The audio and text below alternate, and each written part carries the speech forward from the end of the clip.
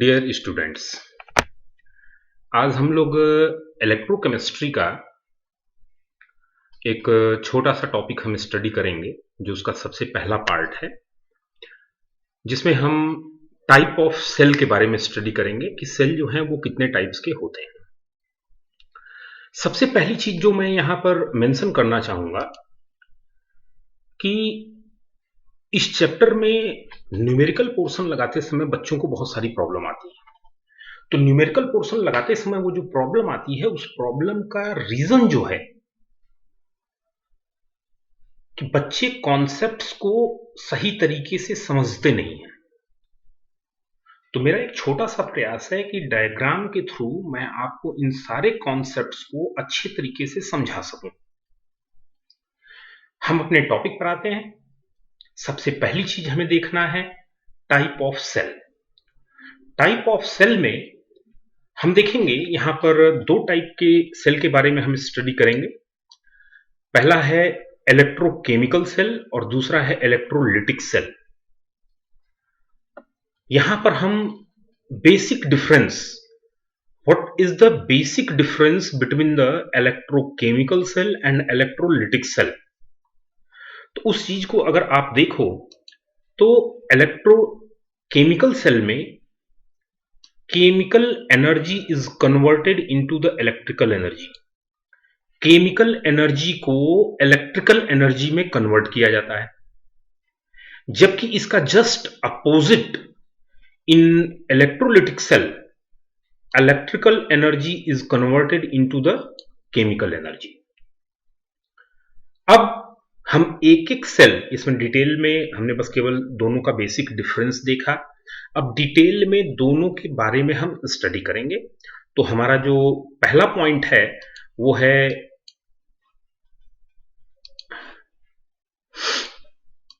Electrochemical cell.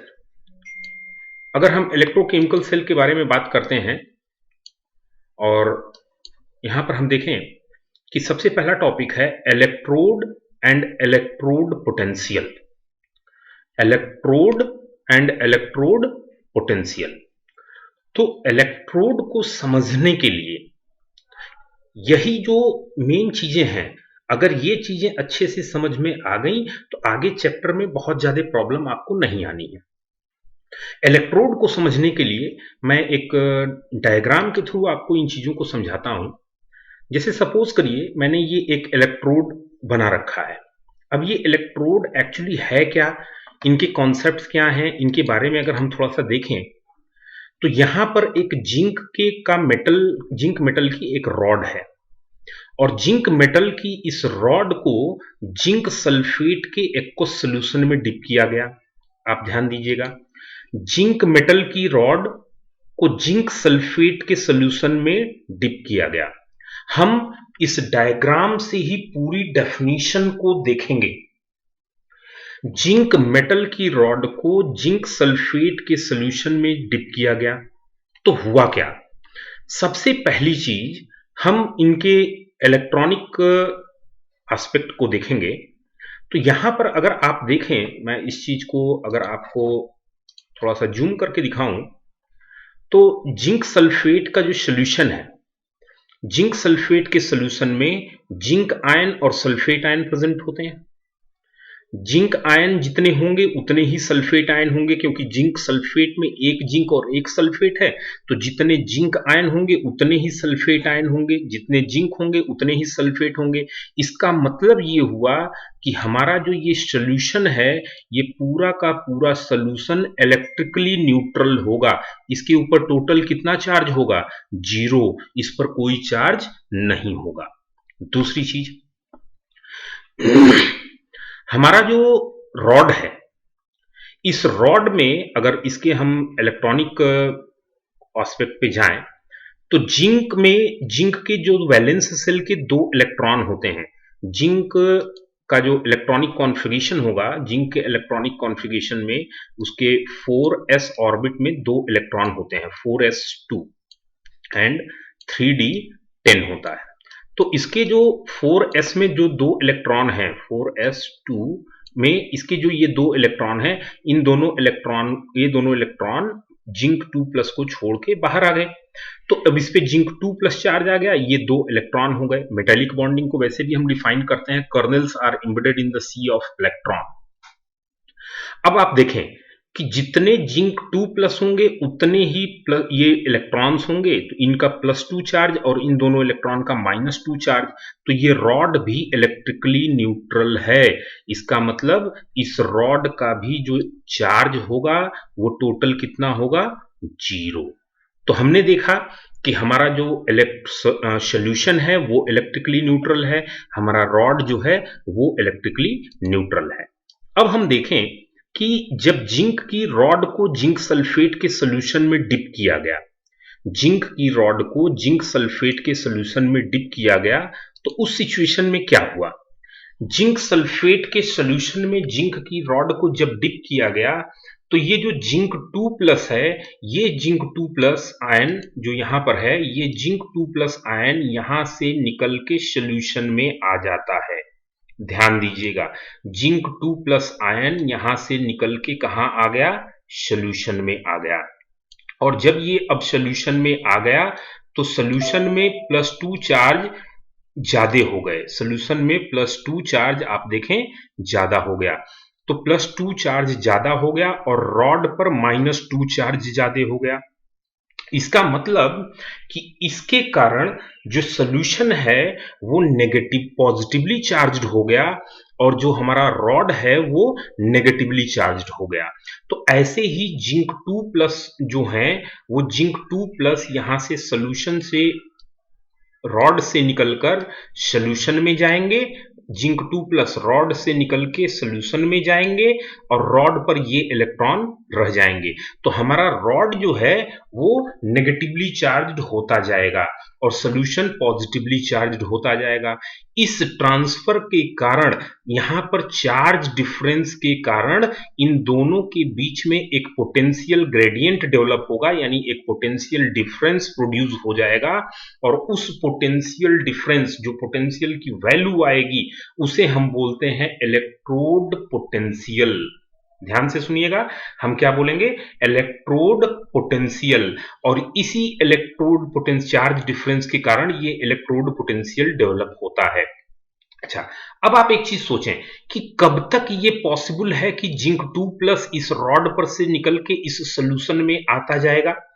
एक time तक होगा जब ये जिंक 2+ जो है ये रॉड से निकल के यहां आएगा, सॉल्यूशन का पॉजिटिव चार्ज बढ़ता जाएगा, रॉड का नेगेटिव चार्ज बढ़ता जाएगा।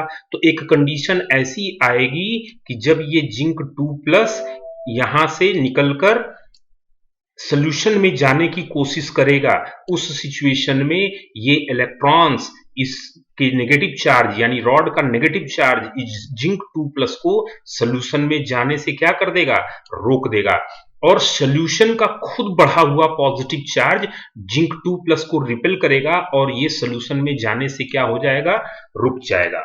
ऐसी सिचुएशन में हम देखेंगे कि रॉड जो है वो हमारा सॉल्यूशन जो है पॉजिटिवली चार्ज एक वैल्यू तक जाके रुक जाएगा और रॉड का नेगेटिवली चार्ज एक मैक्सिमम वैल्यू तक जाके रुक जाएगा। उस पर्टिकुलर सिचुएशन में हम बोलेंगे कि इक्विलिब्रियम की सिचुएशन है और वहां पर रॉड का एक फिक्स्ड नेगेटिव चार्ज होगा और सॉल्यूशन का एक फिक्स्ड पॉजिटिव चार्ज होगा और उस चार्ज डिफरेंस के कारण वहां जो पोटेंशियल डेवलप होगा उसे हम इलेक्ट्रोड पोटेंशियल बोलेंगे। और इस पूरे कंस्ट्रक्शन को, ये जो पूरा हमारा कंस्ट्रक्शन बना हुआ है, इस पूरे कंस्ट्रक्शन को हम इलेक्ट्रोड बोलेंगे। तो अभी आपने देखा कि एक्चुअल में हुआ क्या, जब जिंक की रॉड को जिंक सल्फेट के सॉल्यूशन में डिप किया गया, तो डिप करने पर रॉड से जिंक 2+ आयन निकल के सॉल्यूशन में गया, जिसके कारण सॉल्यूशन पॉजिटिवली चार्ज्ड हुआ और रॉड नेगेटिवली चार्ज्ड हुआ। यहां पर आप ध्यान देंगे रॉड का चार्ज कैसा हो रहा है, नेगेटिवली चार्ज, और सॉल्यूशन का चार्ज कैसा होता जा रहा है, पॉजिटिवली चार्ज्ड। तो हमें अगर इसको डिफाइन करना होगा तो हम लैंग्वेज में इसको बोलेंगे कि when a metal rod is dipped in the solution of its own salt, then rod either becomes positive और नेगेटिव, यहां नेगेटिव है, कुछ केसेस में ये पॉजिटिव भी होगा, अभी हम उसको आगे देखेंगे। तो रॉड आइदर बिकम्स पॉजिटिव और negative and solution becomes equal and oppositely charged. Due to this charge difference, the potential developed is called electrode potential and this whole construction is called electrode। अब बात आती है कि ये तो एक part है इलेक्ट्रोड का, यहां जो रिएक्शन हुआ उसमें जिंक 2+ और 2 इलेक्ट्रॉन में जिंक जो है वो जिंक 2+ 2 इलेक्ट्रॉन निकले और ये जिंक 2+ रॉड से निकल के कहां आ गया, सोल्यूशन में। तो ये एक ऑक्सीडेशन का प्रोसेस है और इस ऑक्सीडेशन के प्रोसेस के कारण इस इलेक्ट्रोड को हम बोलते हैं ऑक्सीडेशन इलेक्ट्रोड। क्या बोलेंगे, ऑक्सीडेशन इलेक्ट्रोड, ऑक्सीडेशन इलेक्ट्रोड, इसको हम बोलेंगे ऑक्सीडेशन इलेक्ट्रोड। अब क्या हुआ, जैसे ये ऑक्सीडेशन इलेक्ट्रोड है वैसे ही रिडक्शन इलेक्ट्रोड होंगे। रिडक्शन इलेक्ट्रोड में क्या होगा, रॉड पर जो सॉल्यूशन में पॉजिटिव चार्ज आयंस होंगे वो आके रॉड पर डिपॉजिट हो जाएंगे। ध्यान से सुनिएगा इस बात को, सॉल्यूशन पर जो पॉजिटिव चार्ज आयंस हैं वो पॉजिटिव चार्ज आयंस सॉल्यूशन के पॉजिटिव चार्ज आयंस आके रॉड पर डिपॉजिट हो जाएंगे। तो जब सॉल्यूशन के पॉजिटिव चार्ज आयंस रॉड पर डिपॉजिट होंगे वैसी सिचुएशन में रॉड का चार्ज जो है वो पॉजिटिव हो जाएगा, रॉड का चार्ज पॉजिटिव होगा, रॉड का चार्ज पॉजिटिव हो गया। अभी तो ये न्यूट्रल है, सॉल्यूशन का ये जिंक आयन सॉल्यूशन का निकल के जाएगा, रॉड पर डिपॉजिट हो जाएगा और जब ये रॉड पर डिपॉजिट हो जाएगा तो रॉड कैसा हो जाएगा, पॉजिटिव, और सॉल्यूशन में बचा ये सल्फेट का सॉल्यूशन के चार्ज को कैसा कर देगा, नेगेटिव, और रॉड कैसा हो जाएगा, पॉजिटिव। तो उस कंडीशन में ये जो ऑक्सीडेशन नहीं होगा, उस कंडीशन में ये रिडक्शन होगा और तब हम इसे ऑक्सीडेशन इलेक्ट्रोड नहीं, तब हम इसे क्या बोलेंगे, रिडक्शन इलेक्ट्रोड। तो इस चीज को आप ध्यान देंगे, उस समय ये रिएक्शन भी रिवर्स हो जाएगा, zinc 2+ + 2 electron goes to zinc, तो वो ऑक्सीडेशन ना होके क्या होगा, रिडक्शन। तो इस चीज से यहां पे क्लियर है, हमने दो चीजें देखी जो है कि अगर किसी मेटल की रॉड को उसी के सॉल्ट सॉल्यूशन में डिप किया जाता है तो सॉल्ट के सॉल्यूशन में डिप करने पर रॉड आइदर बिकम्स पॉजिटिव और नेगेटिव, रॉड या तो पॉजिटिव हो जाएगा या तो नेगेटिव हो जाएगा और solution equally and oppositely charged हो जाएगा, solution becomes equally and oppositely charged। उस सिचुएशन में आप यहां पर देखेंगे कि हम एनोड और कैथोड दोनों को अब यहां से हम डिफाइन करेंगे। सबसे पहला जो पॉइंट है वो क्या है, anode is always oxidation electrode. जैसे मैंने यहां पर ये इलेक्ट्रोड जो अभी बना रखा है ये ऑक्सीडेशन इलेक्ट्रोड है, यहां पर सॉल्यूशन में जो प्रेजेंट जिंक आयन है, रॉड पर प्रेजेंट जिंक आयन सॉल्यूशन में आ जाते हैं जिसके कारण सॉल्यूशन जो है वो पॉजिटिवली चार्ज और रॉड नेगेटिवली चार्ज हो जाता है। ये ऑक्सीडेशन का प्रोसेस है, इसलिए इसको हम ऑक्सीडेशन इलेक्ट्रोड बोलते हैं। तो ये ऑक्सीडेशन इलेक्ट्रोड हो गया और ऑक्सीडेशन इलेक्ट्रोड हमेशा एनोड होंगे, इट मे बी पॉजिटिव और negative, it depends on the type of the cell. लेकिन हम चूंकि यहां पर इलेक्ट्रोकेमिकल सेल की बात कर रहे हैं तो इलेक्ट्रोकेमिकल सेल में एनोड पर हमेशा ऑक्सीडेशन होगा और एनोड का जो चार्ज होगा वो नेगेटिव होगा। तो एनोड का चार्ज नेगेटिव होगा, इसका मतलब ये जो इलेक्ट्रॉन्स होंगे वो इलेक्ट्रॉन्स यहाँ एक्सेस में होंगे और एक्सेस में होने के कारण यहाँ का चार्ज जो होगा वो नेगेटिव हो जाएगा। अब क्या होगा, अगर यही कैथोड होता तो फिर इसका चार्ज क्या होता, पॉजिटिव हो जाता, क्योंकि सॉल्यूशन से ये मेटल आयन जो है ये निकल के रॉड पर आ जाते। तो हम अब यहां एनोड और कैथोड को अगर डिफाइन करना चाहें तो हम बोलेंगे कि anode is always oxidation electrode and cathode is always reduction electrode. पूरे को मैं एक बार फिर से समराइज कर देता हूं। If a metal rod is placed in the solution of its own salt, then rod either becomes positive or negative and solution becomes equally and oppositely charged. Due to this charge difference, the potential developed is called electrode potential and this whole construction is called electrode। अब बात आती है इन electrode potential का magnitude कितना होगा, value कितनी होगी, तो हम इसको जो है आगे थ्योरेटिकल पार्ट में देखेंगे। पहले हमारा ये जो मोटिव है वो ये है कि यहां पर इलेक्ट्रॉनिक लेवल पर क्या चेंजेज होते हैं जिसको हम अच्छे तरीके से समझें। अब हम इसके दूसरे पार्ट पर चलते हैं कि जो ये एक इलेक्ट्रोड है, इस एक इलेक्ट्रोड को किसी दूसरे इलेक्ट्रोड से जब हम कनेक्ट करेंगे तो क्या होगा। एनोड को कैथोड से कनेक्ट करेंगे तो क्या होगा, वो एक सेल बनेगा। वो सेल कैसे फंक्शन करता है, अब हम उस पार्ट को यहां पर देखेंगे। आप देखें, मैंने यहां पर एक इलेक्ट्रो केमिकल सेल का एक फिगर बना दिया है। तो इस इलेक्ट्रोकेमिकल सेल के एक डायग्राम में आप देख रहे हैं कि यहां पर एक एनोड है और सेम वैसे ही यहां पर एक कैथोड है। अब ये चीज पीछे चूंकि हम डिस्कस कर चुके हैं कि एनोड पर ऑक्सीडेशन होगा और कैथोड पर रिडक्शन होगा, तो हम सबसे पहले यहां पर इनके इलेक्ट्रॉनिक पार्ट को डिस्कस करेंगे। जिंक की रॉड को जिंक सल्फेट के एक्वस सॉल्यूशन में डिप किया गया। तो जब जिंक की रॉड को जिंक सल्फेट के एक्वस सॉल्यूशन में डिप किया गया तो रॉड जो है वो नेगेटिवली चार्ज्ड हो गया। क्यों नेगेटिवली चार्ज्ड हुआ, इसे अब आप यहां देखें। नेगेटिवली चार्ज्ड होने का जो रीजन है कि यहां जो ये इलेक्ट्रॉन्स हैं, ये इलेक्ट्रॉन्स जितने यहां इलेक्ट्रॉन्स होंगे उतने ही यहां पर जो है जितने यहां पर इस रॉड पर जितने इलेक्ट्रॉन्स होंगे उतने ही जिंक पर नेगेटिव पॉजिटिव चार्ज होंगे। तो अब आप यहां देखें कि ये इलेक्ट्रॉन्स और ये जिंक दोनों के जो चार्ज हैं, जिंक आयन, इन दोनों के चार्ज इक्वल हैं। इक्वल होने के कारण ये पूरा का पूरा रॉड इलेक्ट्रिकली न्यूट्रल है, जैसा कि हमने इलेक्ट्रोड में डिस्कस किया था। हुआ क्या कि ये जिंक 2+ एनोड की तरह यहां से निकल के सोल्यूशन में आ गया। सोल्यूशन का चार्ज हो गया पॉजिटिव और ये रॉड हो गया नेगेटिवली चार्ज्ड। यहां पर अब आप ध्यान रखेंगे कि रॉड का चार्ज नेगेटिव हो चुका है। दूसरे पार्ट को अगर हम देखें तो दूसरे पार्ट में कॉपर सल्फेट का सोल्यूशन है। इस कॉपर सल्फेट के सोल्यूशन में प्रेजेंट जो कॉपर आयन है, ये कॉपर आयन आके रॉड पर डिपॉजिट होता है, यानी यहां पर ये रिडक्शन हो रहा है।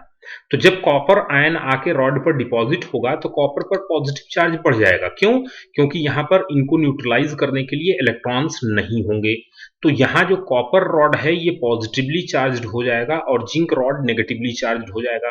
तो अब यहां पर नेगेटिवली चार्ज्ड ये जो इलेक्ट्रॉन्स बचे हुए हैं, जिनका काउंटर जिंक आयन सोल्यूशन में चला गया, ये मूव करेंगे। अगर इनको हम एक वायर के थ्रू कनेक्ट कर दें, हम इस एनोड को एक वायर के थ्रू कैथोड से कनेक्ट कर दिया, तो ये इलेक्ट्रॉन इस वायर के थ्रू मूव करेंगे और मूव करते हुए इस कैथोड की रॉड की तरफ आ जाएंगे और यहां आके ये जो कॉपर 2+ के कारण यहां पॉजिटिव चार्ज डेवलप हुआ था उसे न्यूट्रलाइज कर देंगे। तो ये पूरा का पूरा सर्किट जो है करंट फ्लो कराएगा। अब आपने देखा कि यहां इलेक्ट्रॉन का जो मूवमेंट है वो एनोड से कैथोड की तरफ आउटर सर्किट में है, इलेक्ट्रॉन का मूवमेंट।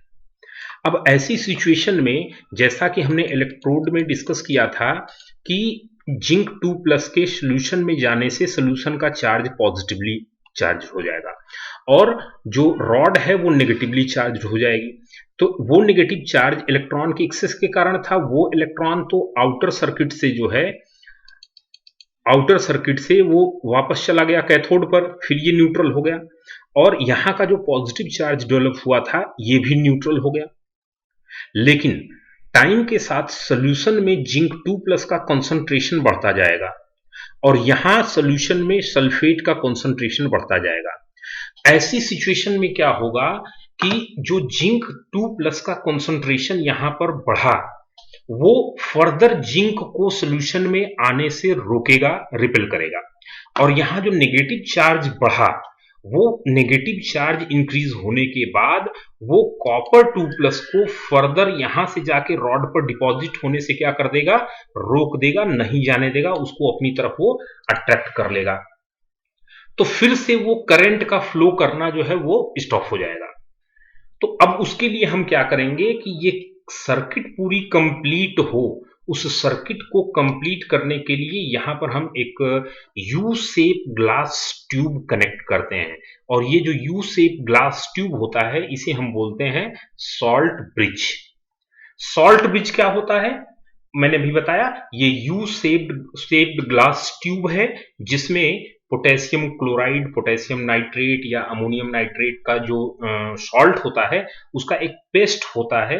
अगर एंड अगर में अगर जिलेटिनस एल्गी होता है जिसमें हम पोटेशियम क्लोराइड का पेस्ट बनाते हैं और उस पेस्ट को इस पूरे ट्यूब में फिल कर देते हैं और उस ट्यूब को यहां पर हम सेट कर देंगे। होता क्या है, ये ट्यूब जो है यहां पर लगाने के बाद वो इस सोल्यूशन के पॉजिटिव चार्ज को और इस सोल्यूशन के जो यहां पर सल्फेट एक्स्ट्रा में हो गए उन नेगेटिव चार्ज को कैसे न्यूट्रलाइज करेगा। यहां पर सबसे पहली एक बात आती है कि हमने पोटेशियम क्लोराइड यूज किया। फ्रिक्वेंटली मैंने इसका नाम लिया जो है, क्यों हमने पोटेशियम क्लोराइड यूज किया, तो इस बात को मैं आपको बनाऊंगा कि पोटेशियम क्लोराइड जो यहां हमने यूज किया, इस पोटेशियम क्लोराइड के यूज करने का रीजन है कि जो आयनिक मोबिलिटी है, पोटेशियम आयन और क्लोराइड आयन दोनों के मूव करने की टेंडेंसी इक्वल है, जिसके कारण इस ट्यूब में पोटेंशियल ग्रेडियंट डेवलप नहीं होता है।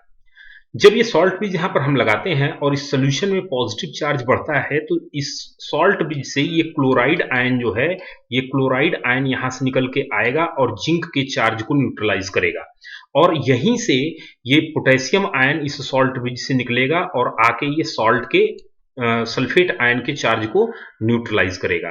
तो टाइम के साथ क्या होगा कि पोटेशियम आयन निकल के जो है यहां आते जाएंगे और क्लोराइड आयन निकल के यहां आते जाएंगे और ये इस सोल्यूशन के पॉजिटिव चार्ज को और इस सोल्यूशन के नेगेटिव चार्ज को न्यूट्रलाइज करते रहेंगे। तो वो जो सोल्यूशन में एक चार्ज का डिफरेंस क्रिएट हो रहा था वो चार्ज डिफरेंस क्रिएट नहीं होगा और सोल्यूशन न्यूट्रल बना रहेगा और करंट जो है हमारे सर्किट में फ्लो करती रहेगी। तो अब अगर इस चीज को हम देखें कि इलेक्ट्रोकेमिकल सेल को कंप्लीटली एक बार हम डिफाइन करने की कोशिश करें तो यहां पर ये दो पार्ट हैं। एक ऑक्सीडेशन इलेक्ट्रोड है जिसे हम एनोड बोलते हैं और दूसरा रिडक्शन इलेक्ट्रोड है जिसे हम कैथोड बोलते हैं। रिडक्शन इलेक्ट्रोड कॉपर का है, ऑक्सीडेशन इलेक्ट्रोड जिंक का है। दोनों को आपस में हमने कनेक्ट किया। कनेक्ट करने पर एनोड से कैथोड की तरफ करंट फ्लो करेगी, इलेक्ट्रॉन फ्लो करेगा और करंट का डायरेक्शन जो है वो कैथोड से एनोड की तरफ होगा। यहां पर सॉल्ट ब्रिज यूज किया गया। सॉल्ट ब्रिज जो हमने यूज किया ये यू शेप्ड ग्लास ट्यूब है। ये ग्लास ट्यूब जो यूज किया गया उसमें पोटेशियम क्लोराइड यूज किया गया। ये सॉल्ट ब्रिज यूज करने का हमारा पर्पज था टू कंप्लीट द सर्किट को कंप्लीट करना। अगर ये सॉल्ट ब्रिज यहां से हम हटा लें तो उस पर्टिकुलर सिचुएशन में पोटेंशियल जो है वो जीरो ड्रॉप कर जाएगा, सेल्फ फंक्शनल नहीं होगा, थोड़ी देर काम करके फिर वो रुक जाएगा जो है। अब यहां पर हम बात करेंगे कि ये जो पूरा का पूरा हमारा कंस्ट्रक्शन है ये एक इलेक्ट्रोकेमिकल सेल को रिप्रेजेंट करता है। ये पूरा का पूरा कंस्ट्रक्शन एक इलेक्ट्रोकेमिकल सेल को रिप्रेजेंट करता है जिसके दो पार्ट हैं, एक एनोड है और दूसरा पार्ट इसका जो है वो कैथोड है। कैथोड कॉपर का है यहां पर और एनोड जो है वो जिंक का है। तो एनोड और कैथोड ये इलेक्ट्रोकेमिकल सेल के दो पार्ट हैं और इनको हम बोलते हैं हाफ सेल। तो हाफ सेल ये हो गया एक और हाफ सेल ये दोनों आपस में कंबाइंड होंगे और कंबाइंड होने के बाद जो है ये कंप्लीट एक सेल को प्रिपेयर करेंगे जो है और उस कंप्लीट सेल को हम बोलते हैं इलेक्ट्रोकेमिकल सेल। अब इसके जो केमिकल रिएक्शंस होते हैं, अब तो ये इलेक्ट्रॉनिक लेवल पर हमने चीजों को देखा, वो आई थिंक सो आपको एकदम क्लियर होगा कि ऐसा क्यों होता है। अब इसका जो थ्योरेटिकल पार्ट है वो हम इस चैप्टर के नेक्स्ट लेक्चर में जो है स्टडी करेंगे। आप एक बार इस वीडियो को देखिए। अगर आपको कहीं भी कोई प्रॉब्लम हो तो आप अपने ऐप पर जाएं, वहां पर जो है एक मैसेज ड्रॉप करें, हम आपको कॉल करके जो भी आपके डाउट्स होंगे जो है उनको क्लियर करेंगे। Thank you.